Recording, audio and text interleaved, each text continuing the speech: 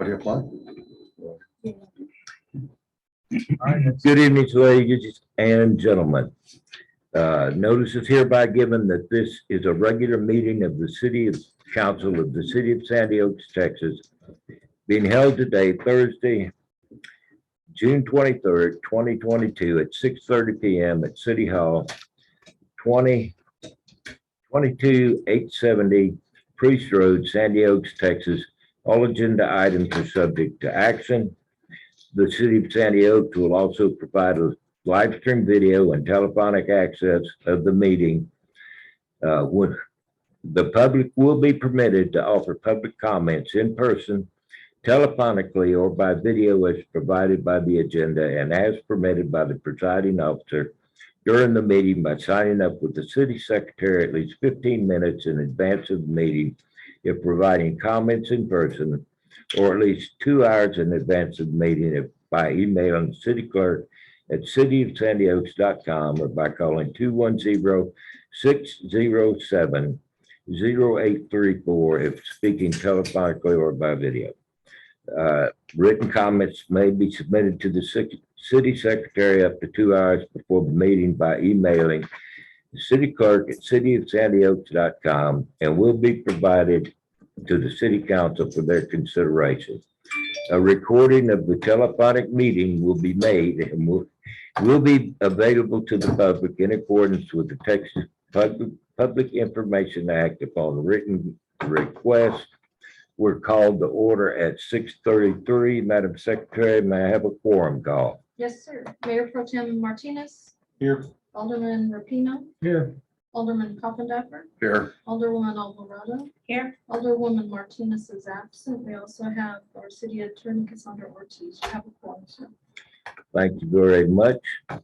I ask you to rise with me for the Pledge of Allegiance.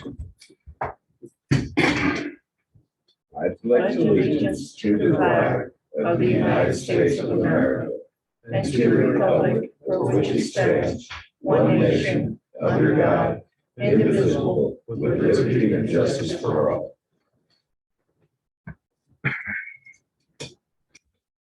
Okay. Agenda item 3, citizens to be heard. Madam Secretary, do we have any requests? We had no one sign up here in person. We do have one that was submitted last week for citizens to be heard. Would you like me to read it? Or did you want to? Would you like to read it? Hi, Shelley. Thank you. It was dated June 13th, 2022, a memorandum for citizens to be heard, the subject being nominations for alderman positions, approval of city positions at the cost to taxpayers, and the acute need of a city administrator. And I'm reading this verbatim. Nominations for alderman, alderwoman positions. In the future, it'd be wise when an alderman, alderwoman, you as government officials should look for candidates who have proven merit and core values to the city. Just to recommend a friend or neighbor has not worked well for this city. Know your community and the citizens that would benefit the city as it moves forward. Next topic, approval of the city position. I did question the mayor's and the council's approval of a director of public works. I based my question on my son-in-law, who is the director of public works, and his position required licensures and educational requirement for water, electricity, road maintenance, and city infrastructure. I was told by a member of the governmental body that my question about this position and what it should require was apples and oranges. I recommend that the mayor and the council to relook this position very closely and see what other metropolitans require for a position of this nature. The director of public works has to have expertise in each of the areas I described above and will often be required to oversee projects and assist with contract bids with projects for the city. Since the council made the decision to promote within, I recommend that the city paid for additional requirements for the above items to make this individual more of an asset to the city than this individual already is. In the future, I recommend that all city positions be open to the general public. If the websites you are using are not providing you with the candidates you need, then switch to sites that do. I also invited the government body of this city to relook at your city positions, job descriptions to ensure they're not too generic so you can find the correct candidate for the city position. I like how the chief of police justified the classifications of officers needed for the city for the future, to include the promotion of one of his officers, which was very transparent. The chief endorsed and validated the need field training office with the rank of corporal. In the future, please use a staff study and workload methodology reports and present them to the council with increased workload statistics to validate a new position. This will provide transparency to your citizens. Statistical data of increased workload will justify tax dollars spent on new positions. Next page, city administrator. Several city projects that were planned and completed by the city were completed at extra cost to the taxpayer, such as the current city hall and animal control. If the city had a city administrator that was well-versed, educated, and experienced in these areas, these additional costs to the taxpayer would have been prevented. When projects are over budget and poorly planned, it costs the taxpayers monies and causes taxes to be raised. Everything I have corresponded with you above could have happened if we had a full-time city administrator. Shall I mention him? No, he knows who he is. Okay. Okay, agenda item 4, mayor and administrator announcements and updates. I got a email from BCAD last Friday. Several of the taxing entities that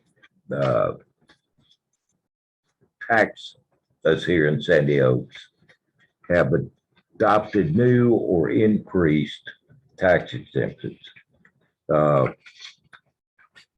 Bear County Road and Flood, last year their state mandated exemption was $3,000. This year,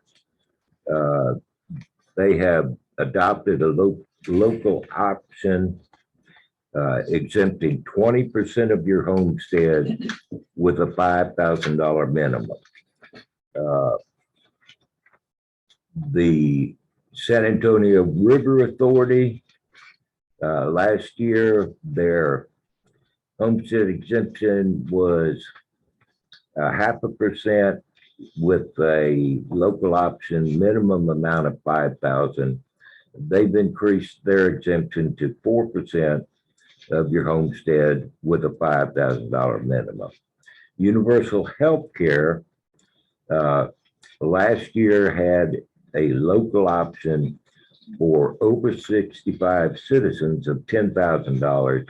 This year, they're allowing an exemption of $30,000.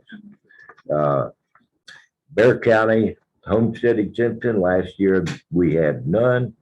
This year, they have raised the local option to 20% of your homestead with a $5,000 minimum. And our last election, Southside Independent School District, last year, the state mandated amount was $25,000. This year, it will be $40,000. These exemptions were not on the that they were not on the proposed property taxes that we received earlier this year. So everybody's going to get a little break on that. I talked to CPS regarding streetlights. All the work that we requested has been through planning. So we're looking at 60 to 120 days. Where streetlights going on an existing pole, they should be in place within 60 days. Where they have to set a new pole or transformer, it may take up to 120 days. But they are proceeding with the work. That's it for me. Agenda item number 5, consent agenda. All matters listed under consent agenda are considered routine by the City Council of the City of Sandy Oaks and will be enacted by one motion. There will not be separate discussion of these items. If discussion is desired, then that item will be removed from the consent agenda and will be considered separately. We have 4 items approved the April 20 April 2022 invoice number 1297 from Casana and Ortiz not to exceed $2,134. Approve the June 2022 invoice number 2 from Success Engineering not to exceed $4,375.80. Approved minutes from the June 9th regular city council meeting. Approved minutes from the June 14th, 2022 special council meeting. Mayor, can I ask you to pull item D as those minutes are not yet ready for review? D, D. As the number. okay, The we minutes will, from the special meeting. we will postpone item D till our next regular business meeting. Any other comments? Okay, I'll move that we accept the consent agenda items A, B, and C. Okay, I have a motion from Alderman Rapino to accept items A, B, and C on the consent agenda. I'll second that motion. I have a second from Alderman Coffin-Dapper. All in favor, say aye. Aye. Aye. Opposed? That passes unanimously, ma'am. Our police department items, the chief says he has no announcements to make. And the second item there has already been taken care of. So I would say move right along, guys. Agenda item 7, animal control. Animal control chair is absent tonight, so we will move right along to agenda item number 8, parks and recreation. Updates and announcements from Park Advisory Committee Chair Rapino with possible discussion and or action. Okay, I will state that we're having a lot of difficulty in the park with vandalism. Fence around the playground area has been vandalized several times. After we fixed it, it's torn down again. There's graffiti again on the playground apparatus, if you want to call it that. So I'm not sure how we handle this. It just seems that it's something that we have to accept, or have to figure out some way that we can enforce accountability on the people that are perpetrating the. Okay. I don't want to get into that. I just wanted to mention that we have that issue. Yes. So, and our next meeting of the Parks Committee will be on the 7th of July. On Thursday? Oh, is that a Thursday? The 5th Oh, of I'm July. sorry, the 5th of July. I'm reading the calendar wrong. Thank you for pointing that out. I better put my glasses on. Okay. All right, I want to move on to agenda item 8B and discuss and possible action on removing a member from the Parks Committee, and that is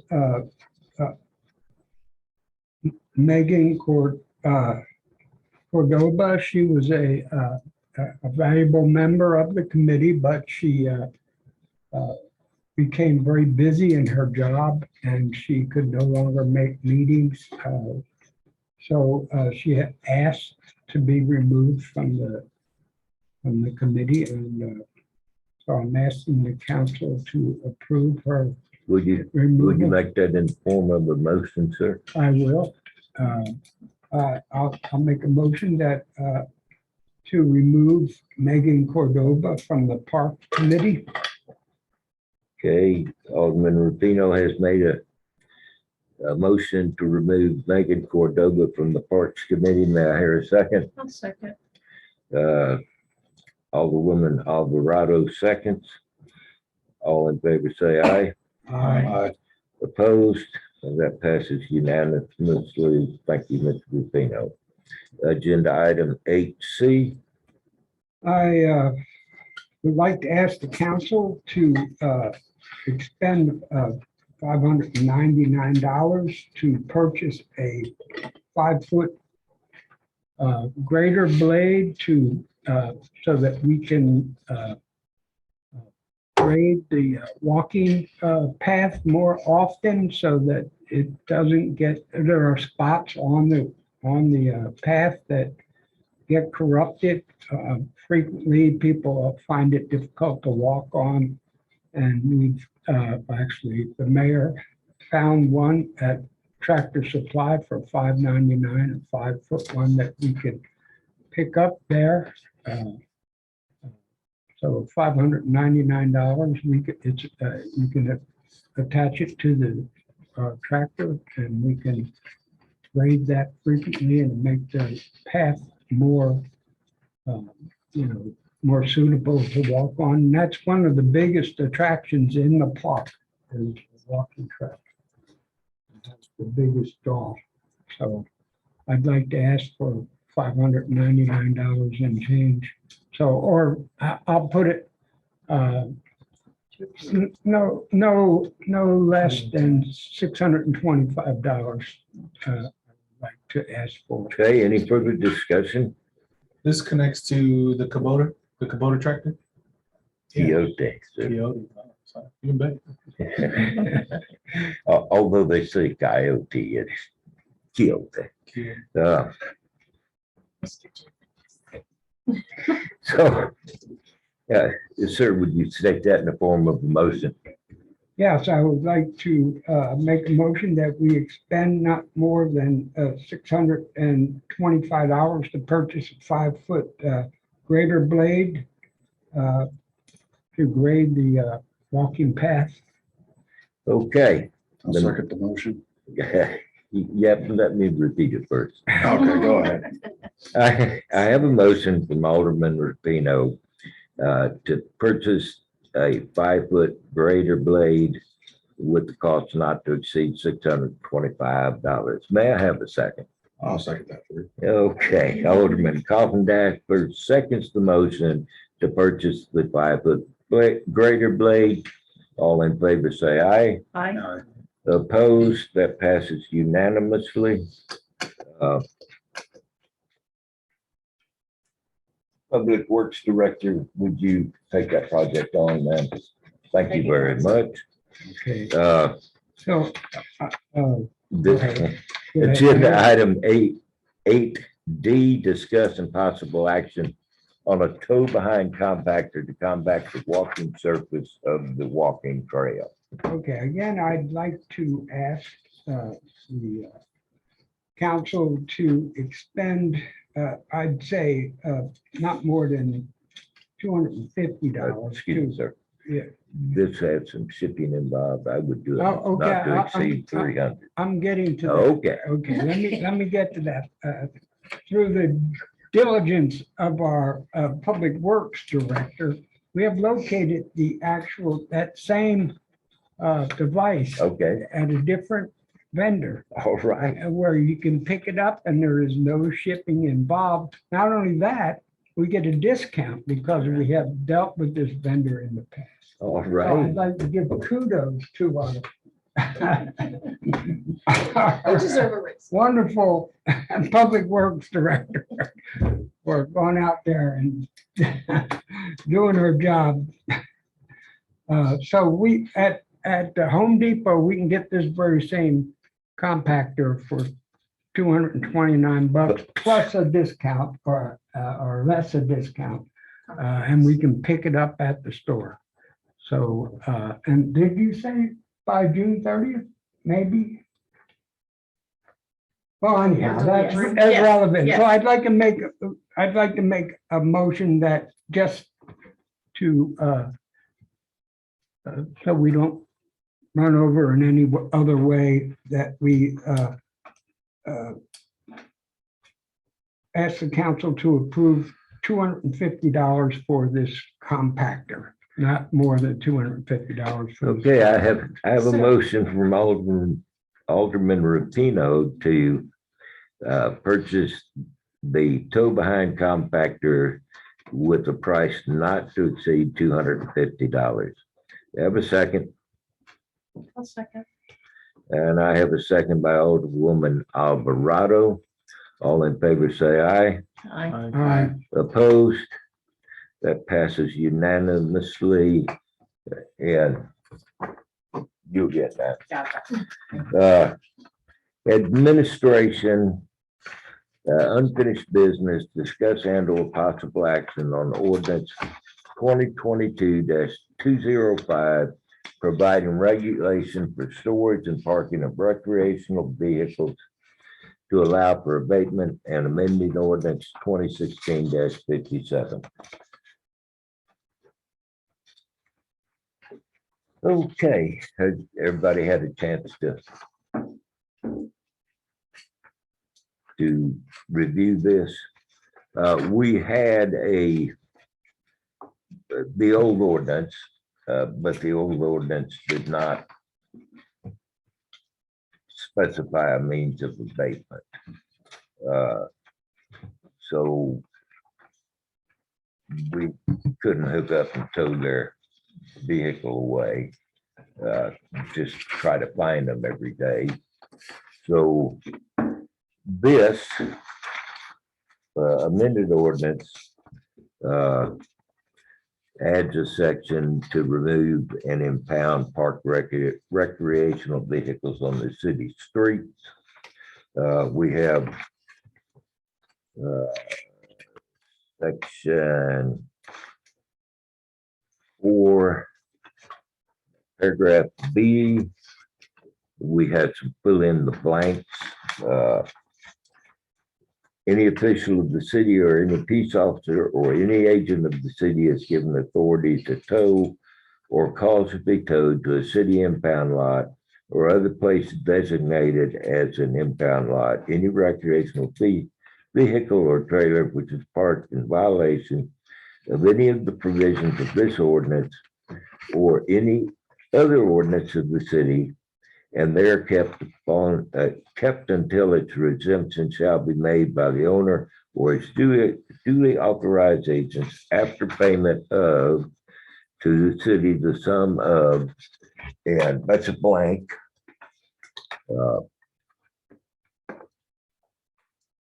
Chief gathered that information. No, that's the next blank.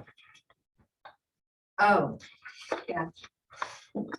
This is basically setting the fine that the citation will carry. Oh, okay. I think $200 is a good number, but that's just my opinion. And that's just for the fine for leaving it in your street or, Yes, ma'am. I think 200 is good.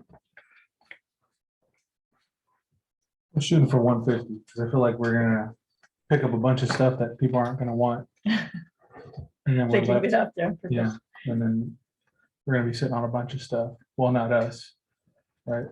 Is Before we go to that, auction. is that to be discussed next, where it's actually gonna be stored? Yeah. Okay. So was that a motion, sir? Sure, yes, let me make a motion to raise it correctly.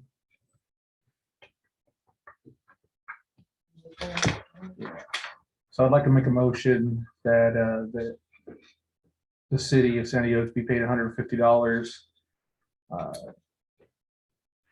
together with all other costs of removal and storage that may have accrued thereon. Okay.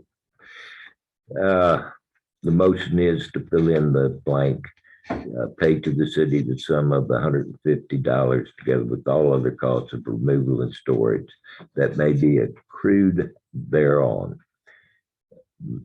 I'll second that motion. Okay, Mayor Pro Tem Martinez made the motion to fill in the blank with $150, seconded by Alderman Coffindapper. All in favor, say aye. Aye. Opposed? All right, $150 it is. Continuing on, if any recreational vehicle or its trailer is stored on a city impound lot or other place designated as an impound lot, the storage fee shall accrue at, and we have a blank there, per calendar day.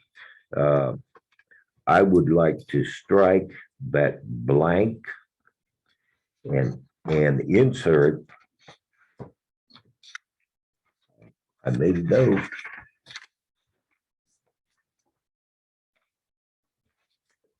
During my research, I found that all the impound lots are regulated by the Texas Department of Licensure and Regulations.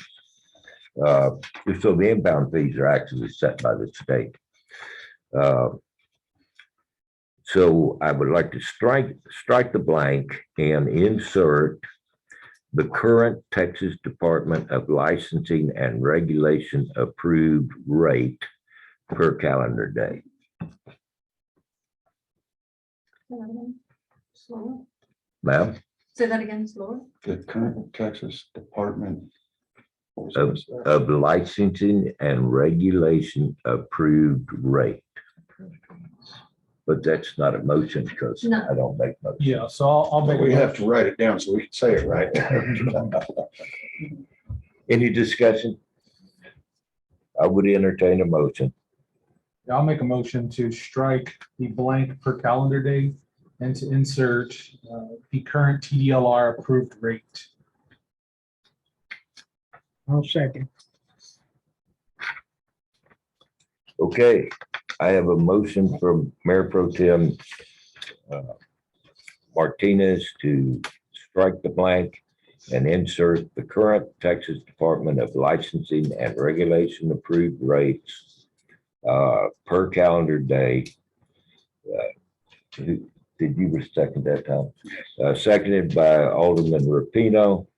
All in favor, say aye. Aye. Any opposed?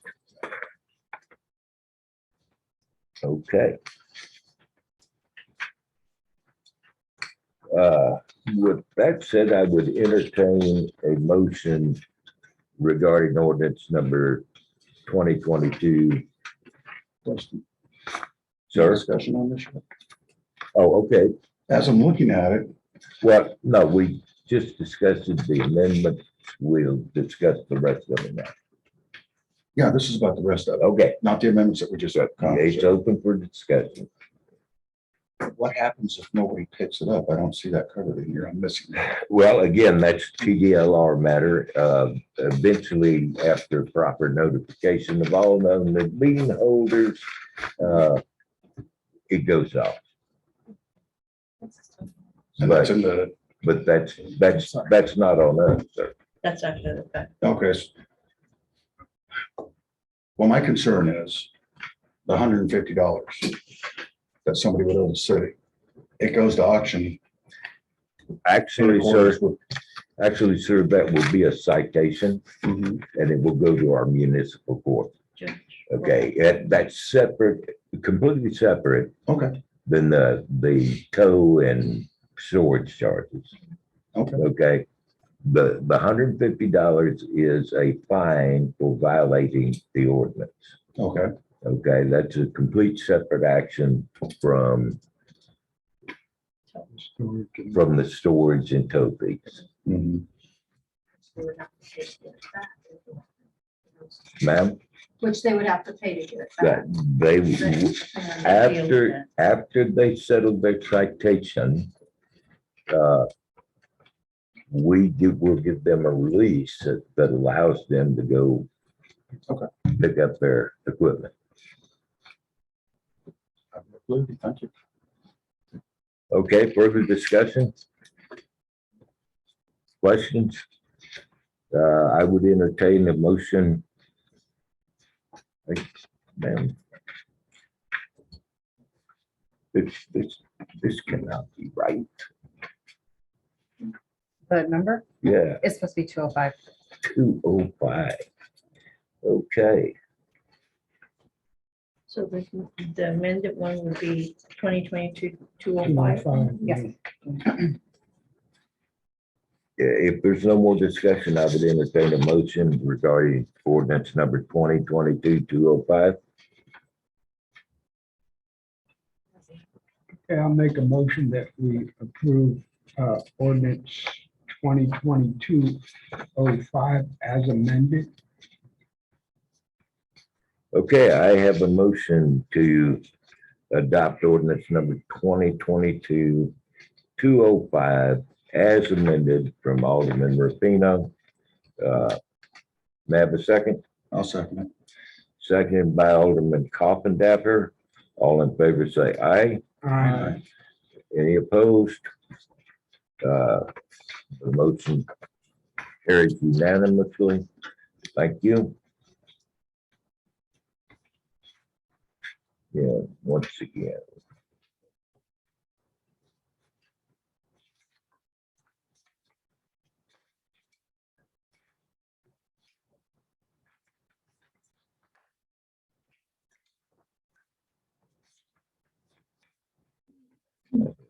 I have buried my agenda. So my, I got it. Okay, excuse me.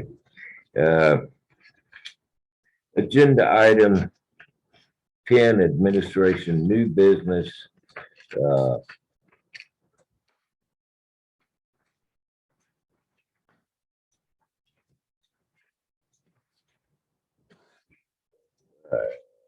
Discuss and or possible action on registration fees, travel, and other related expenses for designated officers or employees to attend the Texas Municipal League 2022 Budget and Tax Rate Workshop.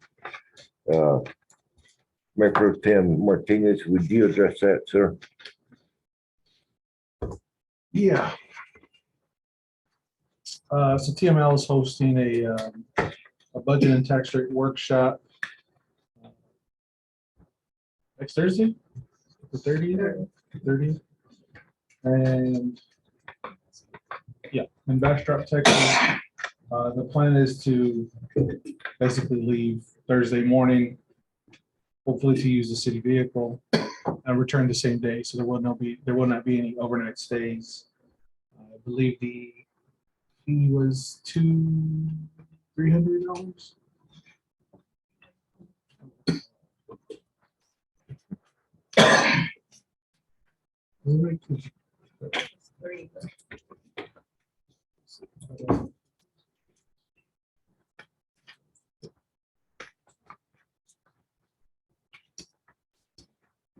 I would entertain a motion to approve the travel to the Texas Municipal League not to exceed $500.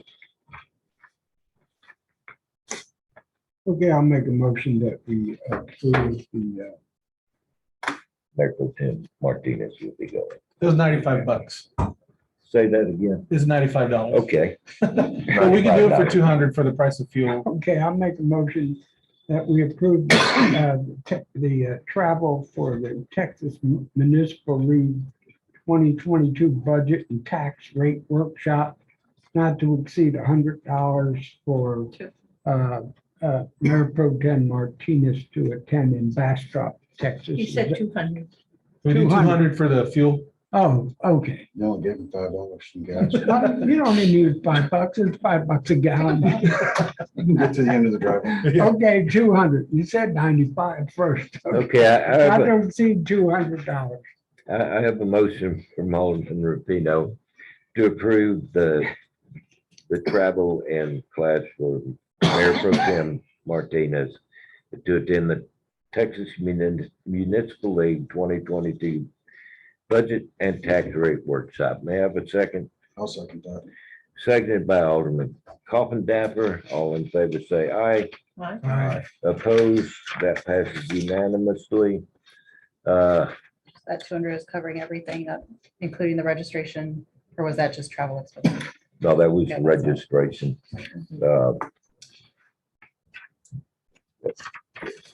Start with a full tank of gas, sir, and fill it up when you get back. That way we can allocate the cost. Sounds good.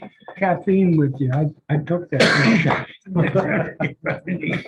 Okay, Agenda item 10B, discuss and/or possible action on a resolution number 2022-161, authorizing and allowing a class of officials to include the municipal judge of the municipal court to participate in the municipal employee healthcare program and other matters related to the participation in the program.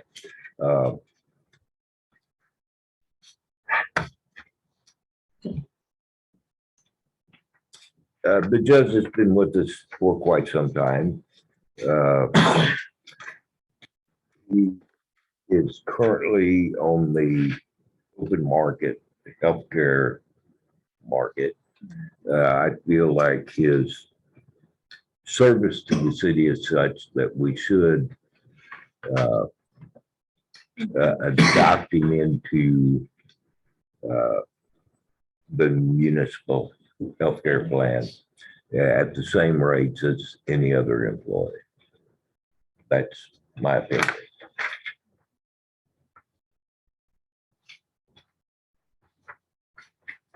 It's been over a year already. He's been with us. So this is the healthcare plan.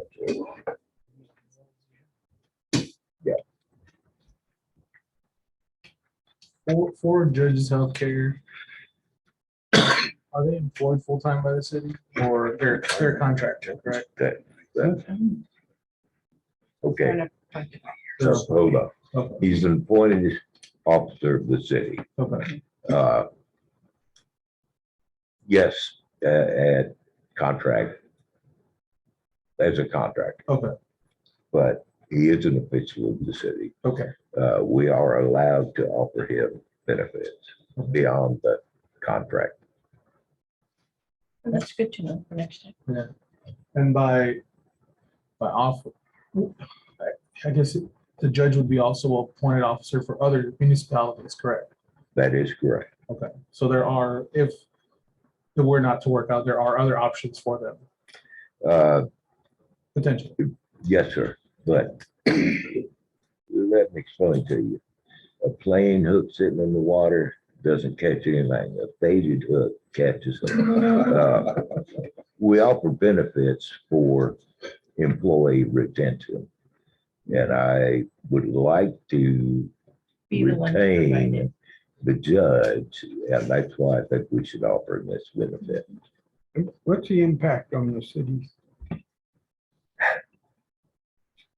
Catherine, do you know offhand? Well, with the employees, the city pays 65% of our monthly premium. I don't know if the resolution says anything about that, or if he pays full price out of pocket. But Not that I ours is- care, I mean, I just think we ought to know. I want to say it turns out to be like 200 and something, 220. But that's for like a single person though, right? Right. So I Yeah, mean, depending on. if there's everyone else- dependents and- Well, we don't pay for dependents. Okay, okay. Even if he chose Just to, the employee. anyone that chooses to go beyond theirs, Okay. they have to pay full price, but the city pays Would pay for their. 65% of the Okay. employees. Yes. Okay. And I want to say that comes out to be like 625. Who provides the health insurance? TML. TML has their own health insurance plan? When you have 1,200 Texas cities, you can No, it's- do those kind of It's things. pretty much a plan that is I'll covered make a by motion that many, I'm not finished yet. So, it's pretty much a reasonable plan because there's a lot of participants. Yeah, exactly. Yeah, exactly. I'm not opposed to it. I just wanted to.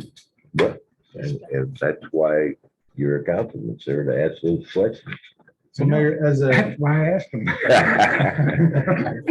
Okay, further questions or discussion? so as an appointed official, would we be, would councilman be eligible for, does this ordinance make councilman? No. No, Okay. What about, Just asking. what about our counselor, our city attorney? That's not on the, well, Yeah, as yeah. like, we I don't need to get into this. We don't need to get into this discussion, but Okay, I'm just this wondering, I mean, resolution just What's good for the goose is designates the good for- class of the municipal judge. So Okay, all right. I make a motion to approve resolution number 2022-161. I'll second. Okay, I have a motion from Alderman Coffin Dapper to approve resolution number 2022-161. Seconded by Alderman Rapino. All in favor, say aye. Aye. Opposed? That passes unanimously, ma'am. Congratulations, Your Honor. Discuss, Be all right. discuss and or possible action. He needs help. I know. Okay. Agenda item 10C, discuss and or possible action on appointing the city secretary as the 504 coordinator in accordance with section 6, paragraph G of the section 504 policy against discrimination based on handicap and grievance procedures adopted during the May 26, 2022 meeting. When we agreed for the anti-discrimination against handicap as part of the TDA grant, way down in there hidden, it says the 504 coordinator shall retain files and records of each 504 grievance complaint. This is a real simple. City secretary is the 504 coordinator. And we will add it to the job description. So you need a motion. Any action on the table requires a motion. Yes, sir. I need. a So we're motion. wanting to add another responsibility? Sir. Cool. No, I'm understanding what the responsibility is. I'm just making sure that we're doing it correctly. Okay. I suspect it's like the open doors when we have the protesters out front. Mhm. It's not going to be a whole lot of work or a big fat file. Okay, if there's no more discussion, then If there's no more discussion, I'll entertain a motion. I make a motion that we appoint the city secretary as the 504 coordinator in accordance with section 6, paragraph D of the section 504 policy against discrimination based on handicap and grievance procedures adopted during the May 26, 2022 council meeting. I have a motion by Alderman Rapino to appoint the city secretary as the 504 coordinator. May I have a second? I'll second. That was great. Alderwoman Alvarado seconds. May I have all in favor, say aye. Aye. Opposed? All right. That is unanimous. Congratulations, Madam Well, Secretary. thank you. You are the 504 coordinator. One more hat. Okay, agenda item number 10D, discuss and or possible action on quote receipts from Custom Signs and Consulting for fabrication and installation of the sign on Priest Road. This is brought by Mayor Pro Tem Martinez and Alderman Coffin Dapper. I like it. Yeah, so what you have here is a double-sided sign. So you'd see it from both north and southbound traffic. You'd have the bottom part, which says council meeting, is a dangling sign. It is editable via magnets. And so we'd have a set of dates, a set of wordings, council meetings, public works meetings, if we had those, animal control meetings, things like that, the parks meetings rather. And so those would be included, and that's basically it. And really the reason why it came up is I even remember from the last administration, we struggled with the idea of how do we continue to vote, to put out the word that we're having meetings. Whether it be at the Sandy Oaks kind of entrance, but that's difficult to maintain and has been hit a few times. I think this also, it completes that point to where we can announce to the public that we're having meetings, but it also flags the drivers that are passing through that you're in our town. And it'll be much more noticeable than the 12 by 18 sign we have up there now with the little tiny arrow the size of my 12 by finger. 18 inches. Yep, exactly. So I'm So, sorry to say that one that's across the street, I think it was up for about a month or two before we realized it was out there. yeah, Because you're rolling right by, you never see it. Okay, and perhaps this is the salesmanship of the company owner, but when we were originally talking about it, he missed the entrance to the building 2 or 3 times. So where would this go? that has happened to me. Yeah, honestly. this would go by the gate out in front of the So it only be property, seen by those traveling priests, north and southbound Priest, correct? which isn't the majority of Nothing the in city. Waterwood. Mhm. No, but every time we do have people coming here to City Hall, I believe we had 2 guests that showed up in our last meeting. I watched them both go right on down the road. Yeah, I've had the Brakes are same backed issue up. with contractors. I'm sitting at the end of the driveway and they drive back and forth calling me. yeah, I So- agree, we need a better sign. I was just wondering about like the How many? council meeting, like who's gonna see that unless they're driving down Priest, but that's okay. Yeah, I think it would be a good addition to what we already do online. So that way No, people can see when the next meetings are coming up and what they are. Do we still have the yard signs that we used to put out, remember? we may, I don't know where they're at, but that's really cumbersome to have to put Yeah. them out and go. Yeah, back. I just remember With having our those limited- at the entrance at Waterwood and over there at Yeah, Memphis, maybe just 2 of them. We might have them around. just so that it's posted. Because $5,000 for this one, I mean, it's great. And you said all the meetings are, Let's hold the discussion to this sign, yeah, to this one. to this sign, limit Yeah. discussion to this I sign. like this one. Questions, discussion, or a motion are in order. There's no further discussion. I move that we approve $5,200 dollars and 78 cents to construct this sign and place it on Priest Road so that it can be seen from both directions. It Okay. says plus tax, or, No, there's no or tax. is tax exempt? yeah. Okay, so I have a motion from Alderman Rutino Second to motion. approve the purchase and installation of a sign not with the cost not to exceed $5,200.78. Seconded by Alderman Coffindaffer. All in favor, say aye. Aye. Opposed, that carries unanimously.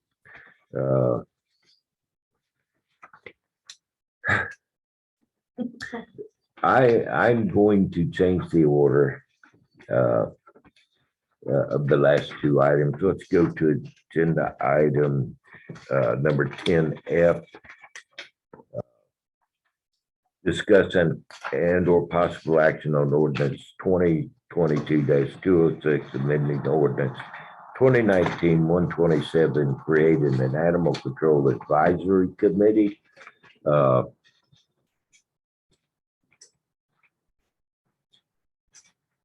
As with several other committees, we often have a issue with forming a quorum. So ordinance number 2022-206 is to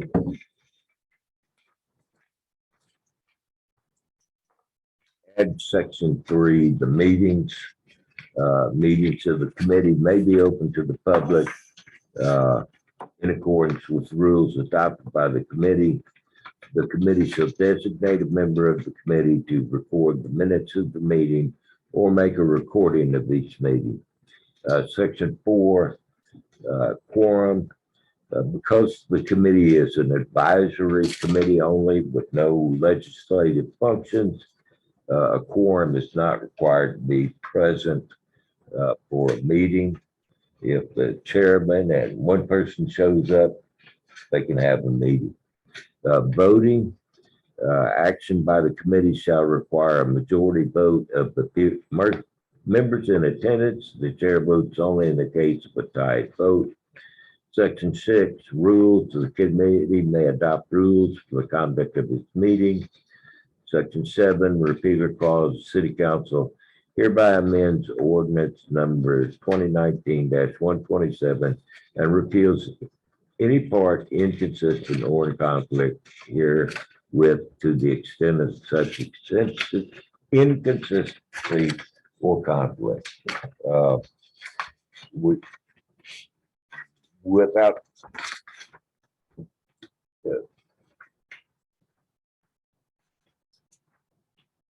planning and zoning is actually our only committee or board that requires a quorum, because the other committees don't set rules. They're merely advisory. So sometimes it's hard to get volunteers here, but we want to be able to continue to have committee meetings and move at least some forward. So any questions or discussion? Okay, I would entertain a motion on ordinance number 2022-206. Mayor, this would require 2 readings in this way. It does require 2 readings.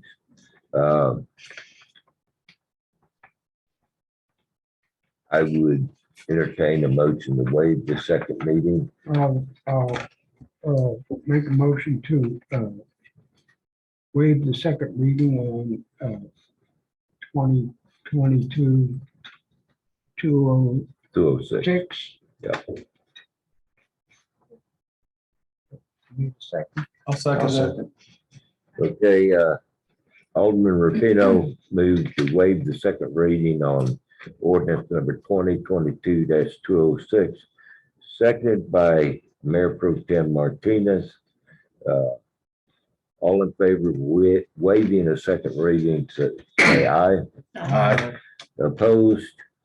Okay, that motion carries. Discussion, questions, or motions? Making a motion to approve the ordinance 2022-206 as amended. Okay. Motion from Alderwoman Alvarado is to approve the adoption of ordinance number 2022-206. Do I have a second? I'll second that. Okay, second by Alderman Coffin-Tapper. All in favor, say aye. Aye. Opposed, that carries unanimously. And now we go on to agenda item 10E. Oh, let me have a drink.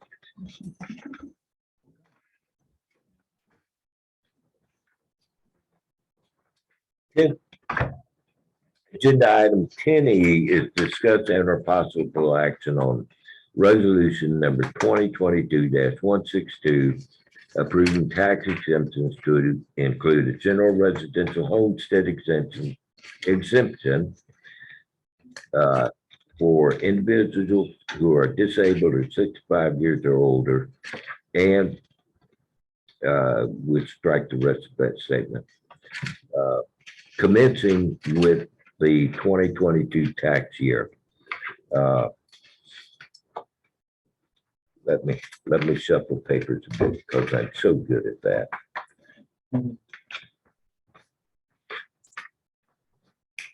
There it is. Okay. Resolution number 2022-162 is a resolution of the City Council of the City of Sandy Oaks, Texas, approving an increase in tax exemptions for individuals entitled to a percentage-based residence homestead for individuals who are disabled and for individuals who are 65 years of age or older, commencing with the 2022 tax year that began on January 1st, 2022. There's going to be some history lessons tonight. Back in 2015, the City Council approved tax exemptions. Basically, 10% of your homestead value with a minimum $5,000 exemption. They adopted an exemption of $3,000 for persons with a handicap and a $3,000 exemption for citizens over 65 years of age. Also, the surviving spouse of the citizen over 65 years of age. Times have changed. It's 7 years later. Land values, the lowest increase I could find from 2018 to this year was an increase of 91%. I have seen increases of up to 270% on some properties. I believe our people need some relief.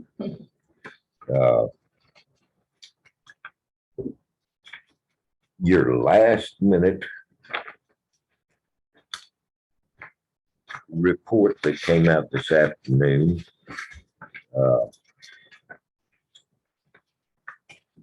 I made it pretty, didn't I? Yeah. As I was trying to generate this report, the all white rows of numbers just began to dazzle me. So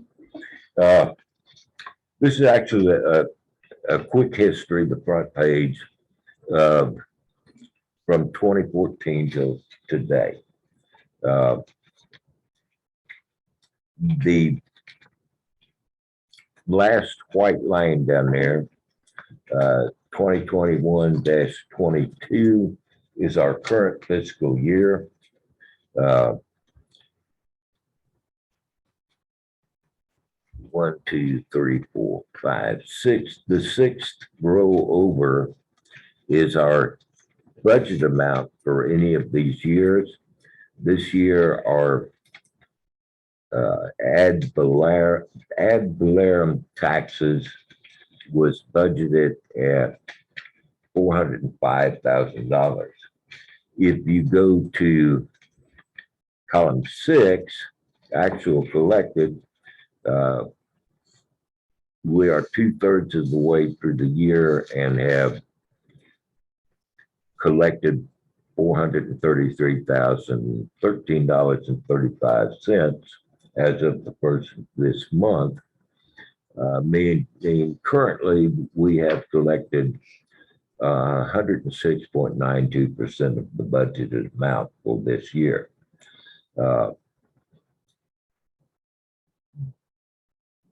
In the seventh column is a ratio of what we've collected against the tax assessor's estimates. So going through the years, we had a 0.9497 our first year. Okay, almost 95% of the tax levy was collected.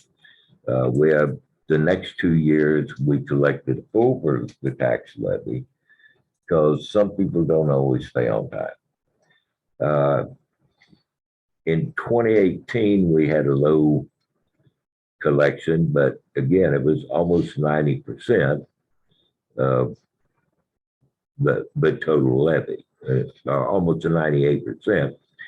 In 2019 and 2020, we collected more than the tax levy.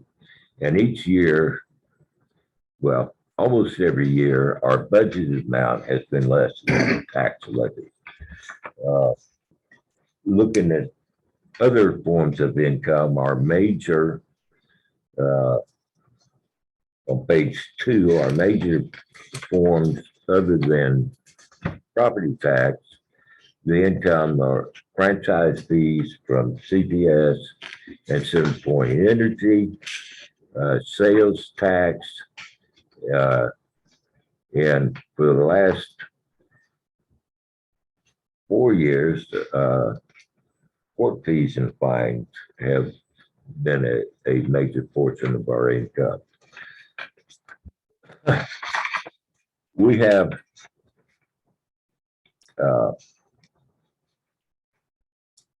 a report, and I printed a copy if anybody wants to check the numbers. I get a weekly report from the tax assessor that tells me their approximate valuation of our approximate total tax levy. Each week it goes up because people file protests, and each week some protests are settled. So each week the number continues to go up. We have currently the properties that are not under the assessor's review. We have 2,526 properties not under review. 717 of those properties received $6,801,445 in homestead exemptions. Out of those same properties that are not under review, we have 66 properties receive a disabled exemption, $174,000. I've been looking at numbers so long, they're starting to confuse me. Over 65 exemptions, including one over 65 surviving spouse. We have 276 households receive $30,000, totaling $828,000. You probably don't want to look at the last pages, so let's just go right on to page number 4.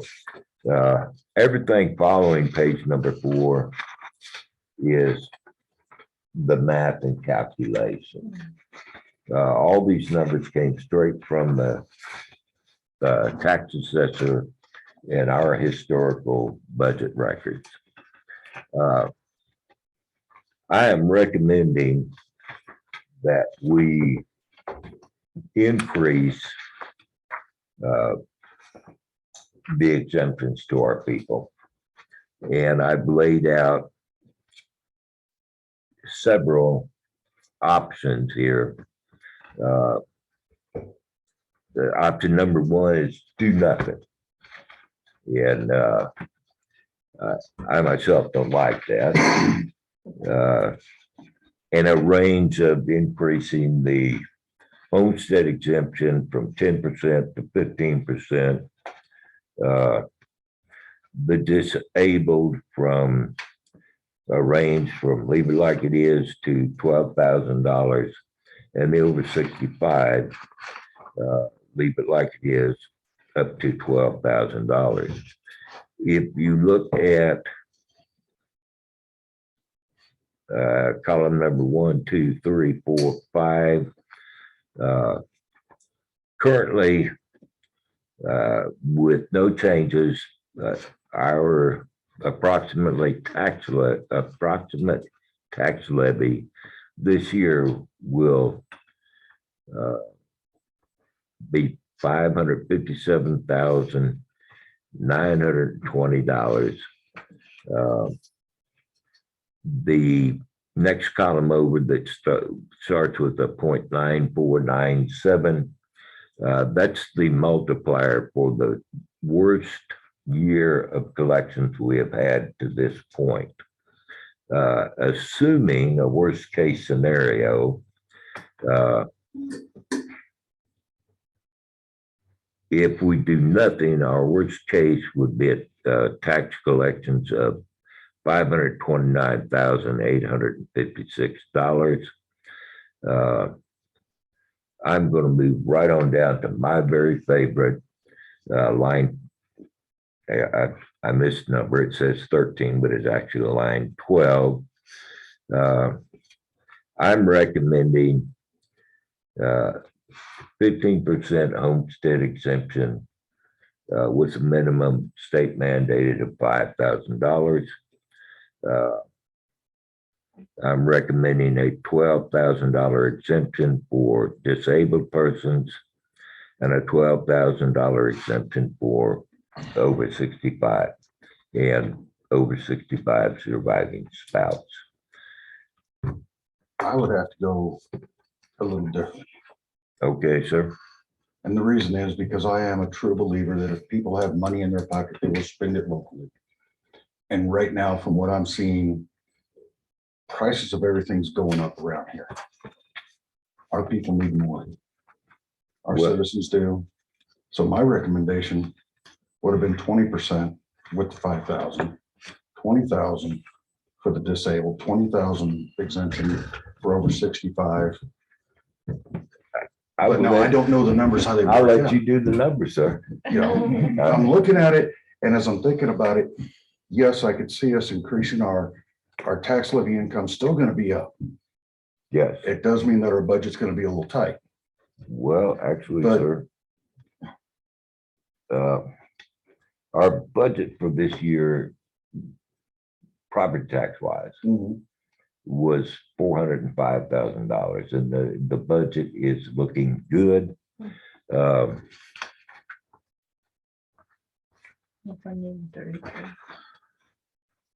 Our franchise fees Mhm. are, we're 2/3 of the way through the year. They're exceeding where they should be at 2/3 of the year, and our sales taxes exceeding. So I'm not disagreeing with you, but And the other part I'm looking at is, being conservative as I am,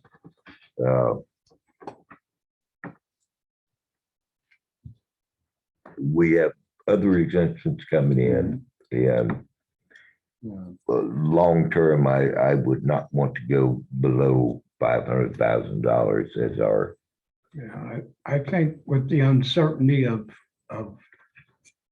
what's going on in the world and the country, I think we have to be cautious with our largesse. And we need to, I mean, I think what the mayor has laid out is good. And I think I'm in favor of that. I don't want to exceed that. Because how often on average can you do this? Every year, ma'am. and the last time it was And- done was in 2015. Right, Yeah, but we And can there fix should have that. been, Sir, let's These numbers have been worked out. Yeah, talk about what's on the table. yeah. I but understand. Okay. We can, This can be reviewed and adjusted every year. This is not permanent. If,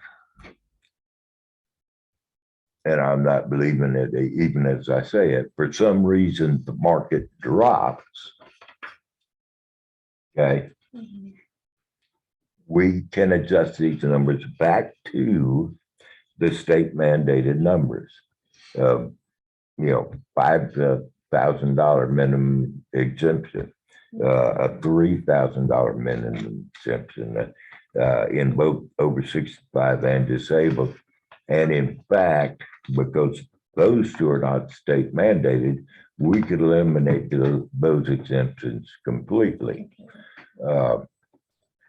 That we have a lot of leeway, and I will be real honest, sir, I don't remember off the top of my head. I know that they each have a maximum, but I don't know where it is. I think because of the uncertainty in the economy, the fluctuating housing market, the raising of interest rates, I'd like to point to option 7. Because if we do start to tank the economy wise, I feel like we could still sustain option 7. It's not the highest, it's not the best, but it's a discount. It's some savings. But it still allows us to operate. I mean, we've added a bunch of positions lately and we're adding vehicles, we're spending more money. Okay, I'd like to address that, sir. From now till the end of 2024, I don't see us making any capital purchases that will not be made via the ARPA money. That said, this number on line 13, $502,000 and some odd cents, is almost $100,000 over the budget we're working at right now. And if you reviewed that like I have reviewed it, the budget this year looks very good.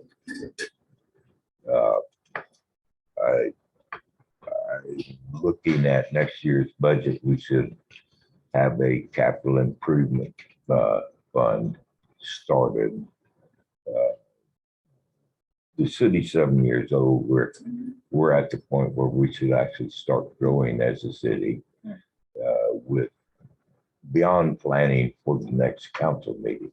And that's basically what we've done for 7 years. Considering your point, I think this time would be the best time to give us the 15% that you're talking about, because we haven't had any. Yeah, for 7 years. And it's the pandemic, everything, we take into consideration what the citizens have already been through. I'm a very conservative person, sir. I'm really happy with this. I would put it another way then. The 15%, what you said on line 13 for the homestead, yes. But then take the disabled and over 65. I would rather go back to 12%. I'd go back to, well, I was saying, instead of 12,000, I'd move that up by 3 to 15,000. Instead of the 20, just to 3, which would be 15,000. And then the over 65 and the surviving spouse, also up to 15,000. Now that's a little bit higher than what you have here, Well, but I think it would still benefit the citizens more so than it should us. let's go back to the worksheet just a little bit so you can get a feel for numbers. Okay, but everything you're saying supports what I'm saying. You're telling us that right now with the numbers where we're at, that on line 13, we're looking at over $100,000 more to the city Yes, than what we're working with now. You're telling me that the most volatile expenditure that we have, which is fuel, which is going out of this world, is going to be covered. So I'm looking at trying to help the citizens of this community, where a majority of the people are on a fixed income, a limited income, where they cannot expand their income, can hold on to more of their money in their home and spend it how they see fit. I But would we just, can do this yearly. Maybe not so, but they stuck don't in- have a year to wait. I, And We're we can't- halfway. and the mayor's already said that even if we do this today, 2 meetings from now, we can come back and change it at any no, time. no, sir. We have to wait. for- We have to adopt this resolution. It has to be completed by July 1st to be effective. And as soon as it's effective, it's stamped in stone until we readdress it for the following year. So we could adjust it January 2nd of 2023 if you so desire. But no, we can't come back in 2 weeks and say, we're taking that back. Okay, good. Then But that recertifies that I say yes to what I just said, and that would be taking the 12,000 up to 15,000. And I'm not opposed to that. And let me tell you why. Let's go back and look. Oh, way back in there, I should have numbered these pages. If you go into the options worksheet, a few pages back into that, there is a handicap exemptions section. Here's what happens when you increase from 3,000 to 6,000. If it results in a reduction in the total tax levy of $578.11. Okay, turn the page, an exemption to $12,000 results in a levy reduction of 1,700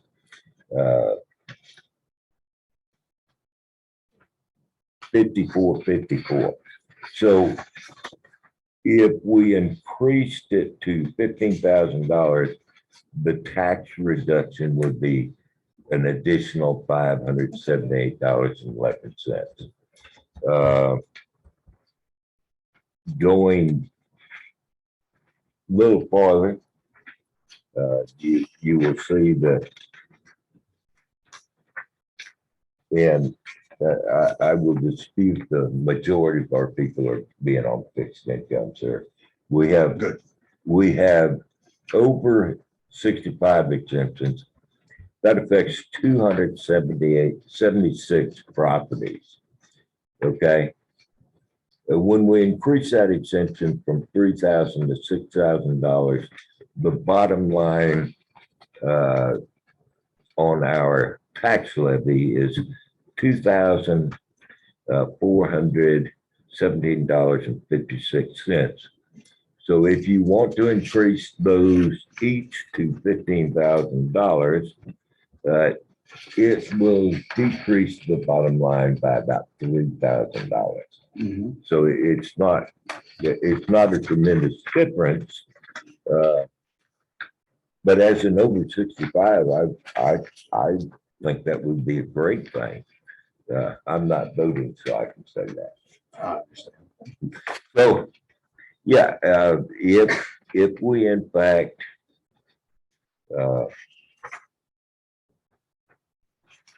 adopted your recommendation, that would reduce us to the order of 498, 750 or so, right at $499,000. And that's a worst case scenario saying that we only collect the 0.9497.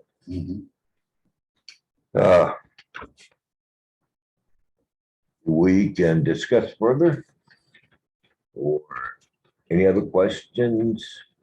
So you're proposing to leave it at 15% and 5,000 and then just raise the 12,000 in both sections to 15. Yes, ma'am. Well, I'll make a motion for option 8 to increase it to 11%, 5,000, disabled 9,000, and over 65, 9,000.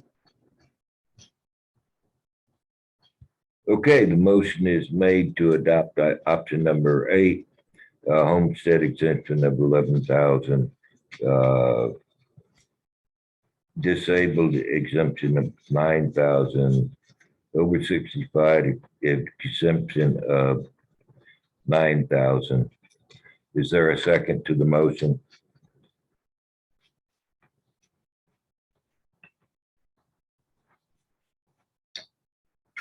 Okay, but no second. The table's open for further discussion of motions. I'll make a motion that we move the homestead to 15% of 5,000, the disabled to 15,000, over 65 and surviving spouse to 5,000.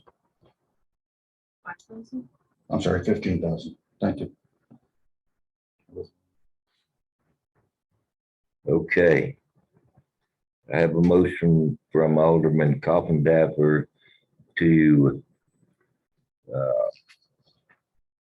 Can I second what they, to adopt a 15% homestead exemption with a $15,000 disabled exemption and a over 65 and over 65 surviving spouse exemption of $15,000.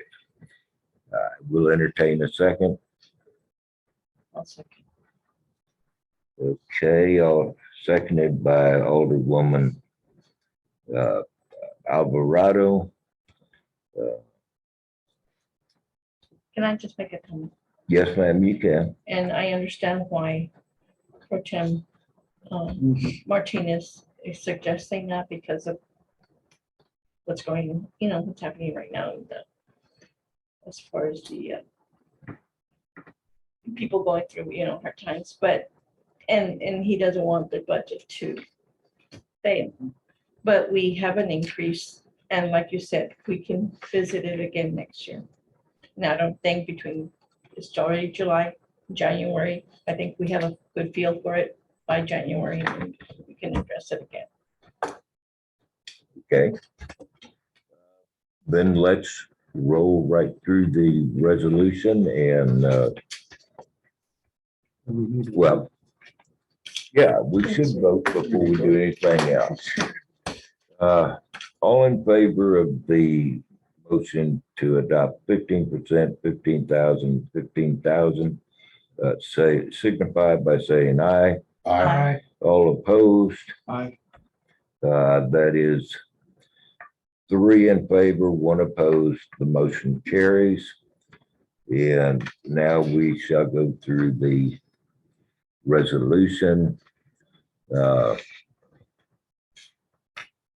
Let's go to the 1, 2, 3, 4th whereas section 11.13 parentheses 9 of the tax code provides an individual is entitled to an exemption from taxation by a taxing unit of a percentage of the appraised value of his residence homestead if the exemption is adopted by the governing body of the taxing unit before July 1st in the manner provided by law for official action of the body, and the city council finds that it is in the public interest to establish a 15%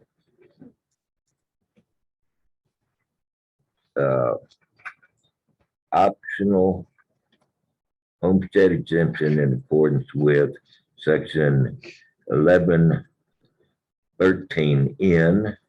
That would be 15 in both slots. It will be a written 15 and then the numeral 15%. Okay. And whereas the Texas Tax Code sections 1113 authorizes taxing units to increase the homestead exemption for persons 65 years of age or older for a portion of the appraised value of their homestead. And the city desired to increase the elderly homestead exemption from $3,000 of the appraised value of residential homes, homestead of property owners 65 years of age and older from all ad valorem taxes thereafter levied by the city to, and we will insert $15,000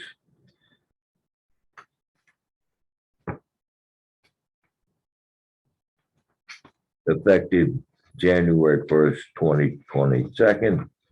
Whereas the Texas Tax Code section 1113 authorizes taxing units to increase the homestead exemptions for disabled persons for a portion of the appraised value of their homesteads, and the city desires to approve to increase the disabled person exemption from $3,000 of the appraised value of residence homesteads of property owners who are under a disability for purpose of payment of disability insurance benefits under federal old age survivors and disability insurance from all ad valorem taxes thereafter levied by the city to And we're gonna insert $15,000. Effective January 1st, 2022.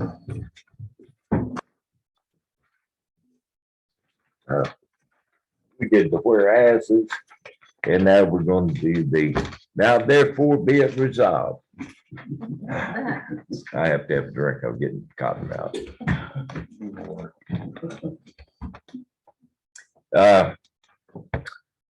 Now therefore be it resolved by the City Council of the City of Sandy Oaks, Texas, Section 1, the City Council of the City of Sandy Oaks hereby adopts the aforementioned findings and determinations which are fully incorporated here and by reference. Section 2, the City of Sandy Oaks hereby increases a general homestead exemption for an individual in an amount equal to raises in an amount equal to 10% of the appraised value of the resident homestead to 15% of their appraised value of the resident's homestead for the statutorily, thank you, mandated minimum of $5,000 commencing with the 2022 tax year that began on January 1st, 2022. Section 3, the City of Sandy Oaks hereby adopts an increase in the homestead property tax exemption from $3,000 to $15,000 in assessed valuation for property owners aged 65 years of age or older from all ad valorem taxes thereafter levied by the city commencing with the 2022 tax year that began on January 1st, 2022. That's the homestead, it's not 5,000? The section 2 was.